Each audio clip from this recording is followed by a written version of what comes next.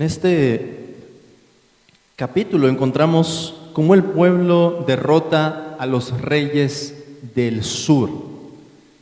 Y para ver esto, hermanos, nos sirve pensar un poco en la geografía.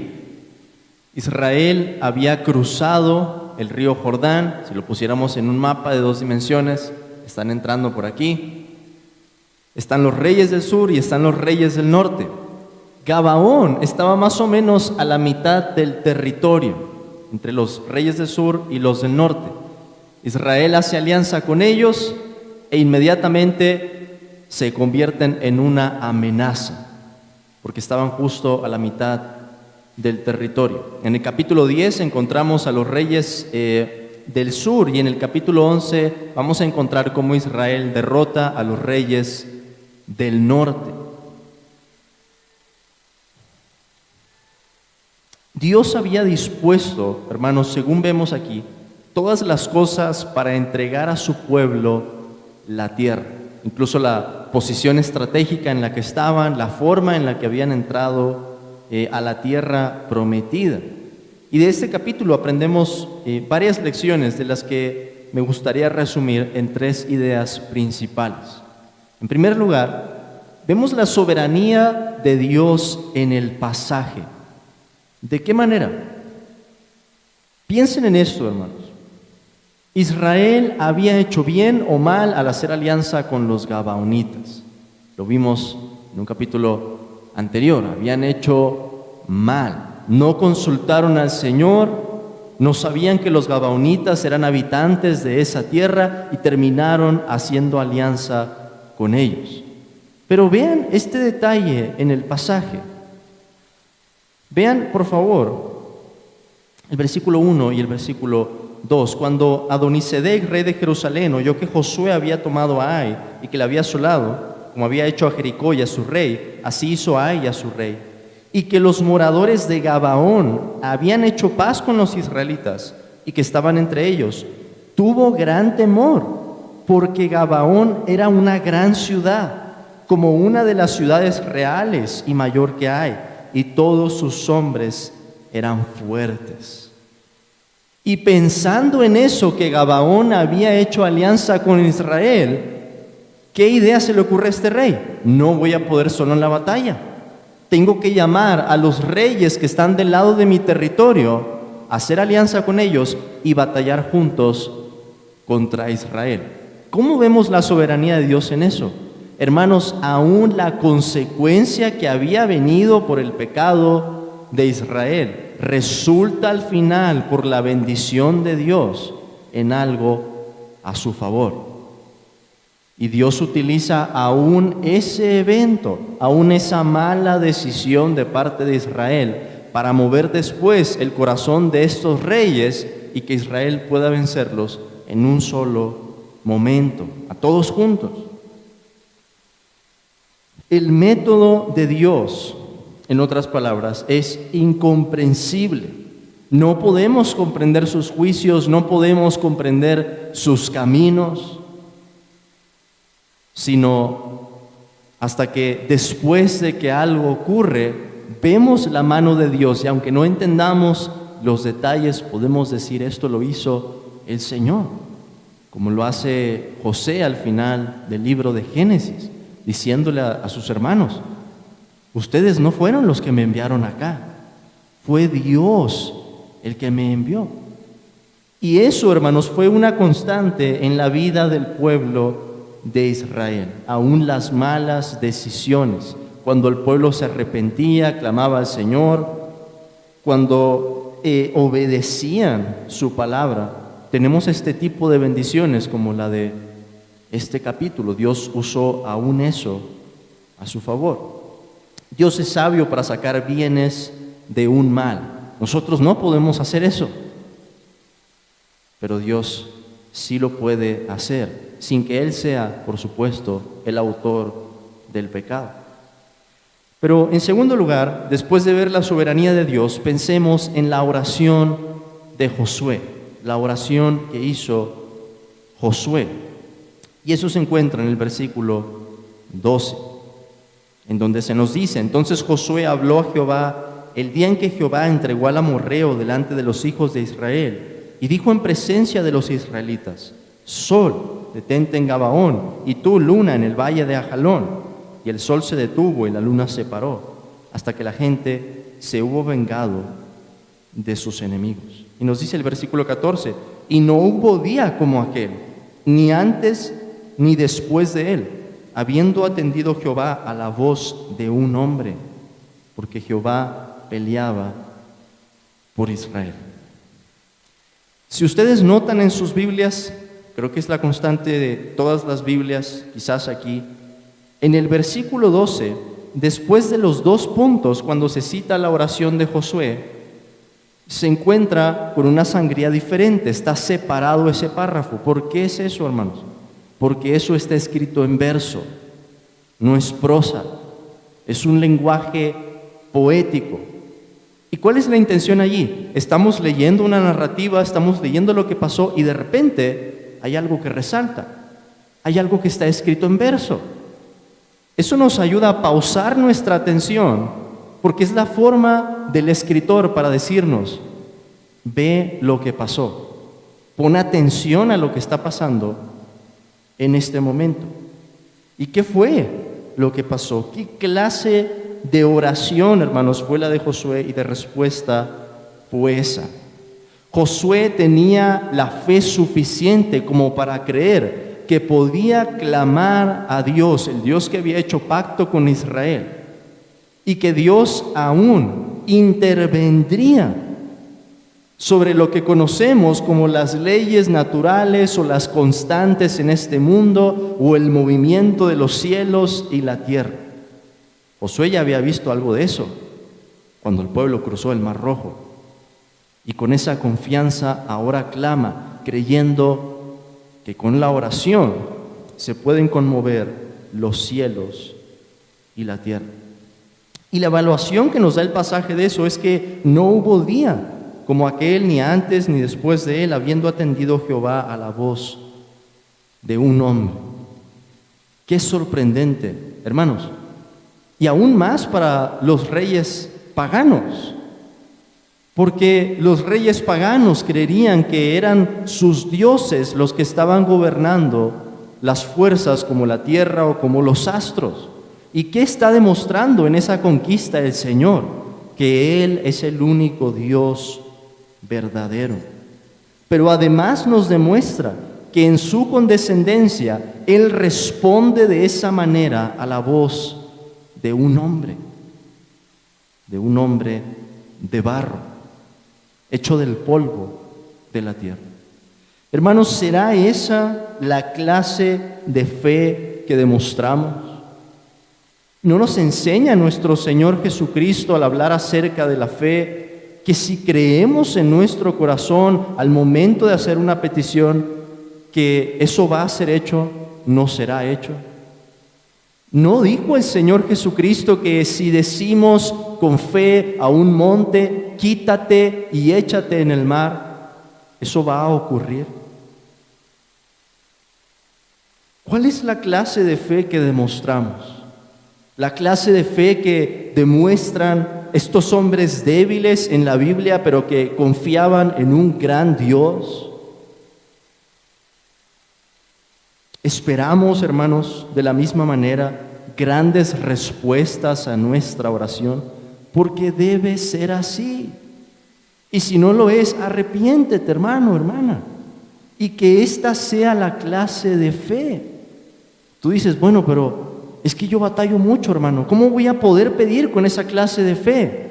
¿Cómo voy a confiar en que Dios puede transformar lo que está ocurriendo y el corazón de mis hijos o de mi familia? Bueno, tienes que volver a pensar en quién es el Dios al que servimos. Y solamente, hermanos, hasta el momento en que Josué había visto eso, ¿cuántas obras de Dios podríamos enumerar? Por ejemplo, en el Éxodo, las plagas que Dios trajo, sus juicios, el momento en que Israel cruza el Mar Rojo, la provisión que hubo milagrosa para el pueblo en el desierto y tantas otras cosas. Josué había visto eso. Pues nosotros, hermanos, como creyentes, 2000 años después de Cristo, no hemos visto una cosa menor. Y podemos demostrar la misma clase de fe pensando en quién es nuestro Dios. ¿Vemos la oración como algo monótono? ¿Pensamos acaso que no podemos lograr mucho cuando estamos de rodillas? Volvamos a pensar en ese texto de Josué y pensemos lo que él logró por medio de la oración. En el Nuevo Testamento podemos tener la misma clase de fe y el mismo tipo de peticiones que sean grandes. Por último, hermanos, quisiera que consideremos cómo este capítulo nos presenta a Dios como guerrero, el guerrero que pelea por Israel, y una señal de triunfo, una señal particular que encontramos. Primero, piensen cómo Dios peleaba por su pueblo. Es algo que este capítulo menciona varias veces. Versículo 8, por ejemplo.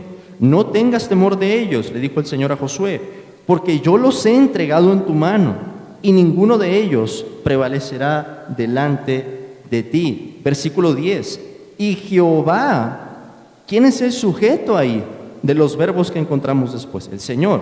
Y Jehová los llenó de consternación delante de Israel, y los hirió con gran mortandad en Gabaón, y los siguió por el camino que sube a Betorón, y los hirió hasta Aseca y Maceda.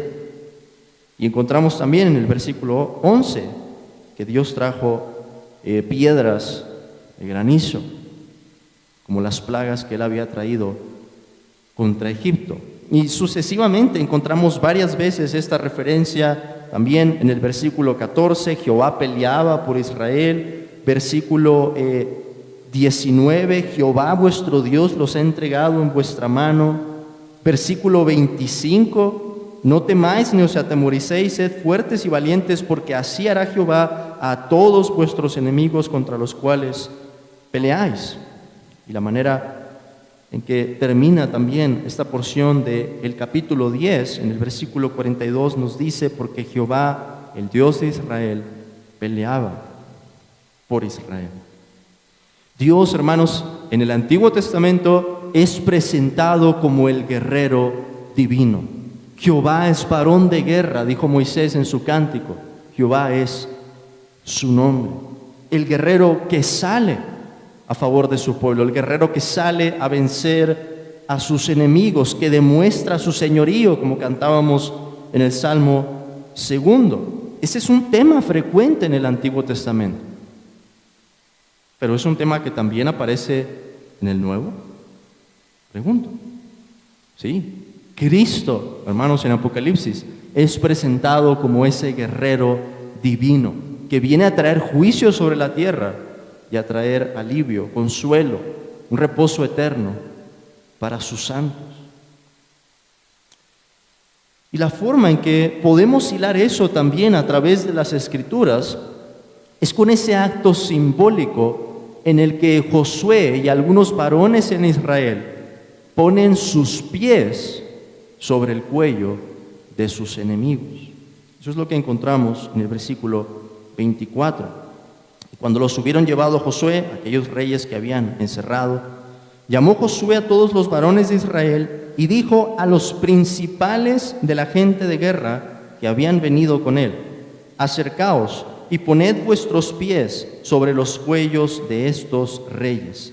Y ellos se acercaron y pusieron sus pies sobre los cuellos de ellos. ¿Cuál es la importancia? ¿Por qué se le ocurrió a Josué este acto simbólico? A ver, pónganlos postrados y vamos a poner nuestros pies sobre sus cuellos. ¿Qué es lo que eso significa? Bueno, es un símbolo claro de cómo Israel los estaba subyugando, los estaba venciendo. Ahora, eso de los pies, el triunfo, la cabeza de los enemigos, es un tema recurrente en el Antiguo Testamento. Y es un tema que empieza en Génesis 3:15, cuando el Señor da la promesa, una promesa combinada con juicio, y le dice a la serpiente: y pondré enemistad entre tu simiente y la simiente suya. Esta te herirá en la cabeza y tú la herirás en el calcañar, o esta aplastará tu cabeza. Vean, hermanos, piensen en esa referencia en Génesis 3:15, piensen en lo que encontramos aquí en Josué. Y vean, por favor, lo que dice Romanos, capítulo 16, versículo 20.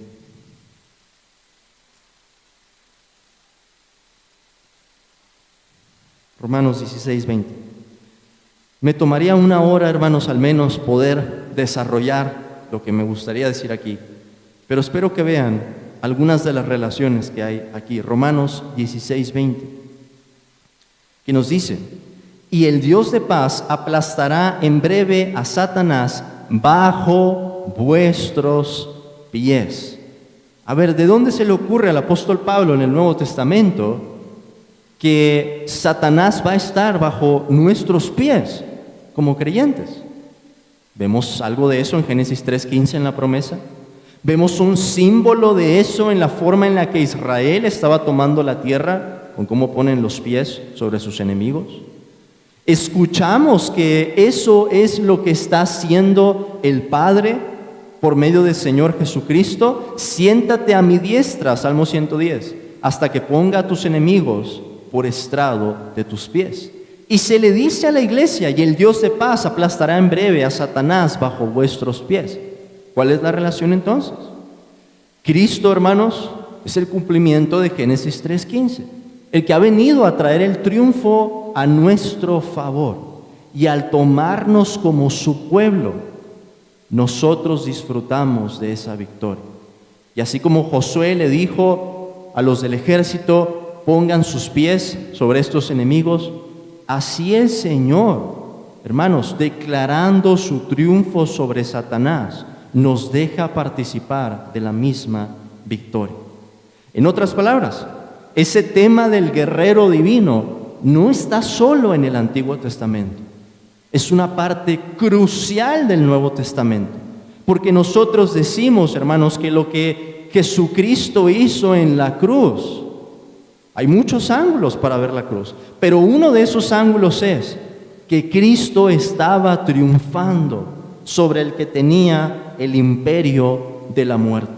Y en ese triunfo que Cristo logró, exhibiendo, como dice la carta a los Colosenses, a las potestades, exhibiendo a los demonios, exhibiendo su debilidad delante del Dios de gloria, Cristo nos permite participar de ese triunfo como iglesia. Por esa manera, o de esa manera, puede decir el apóstol Pablo que somos más que vencedores por medio de aquel que nos amó. Alabemos entonces, hermanos, al guerrero divino, a nuestro Señor Jesucristo, que ha traído el triunfo para su pueblo. Amén.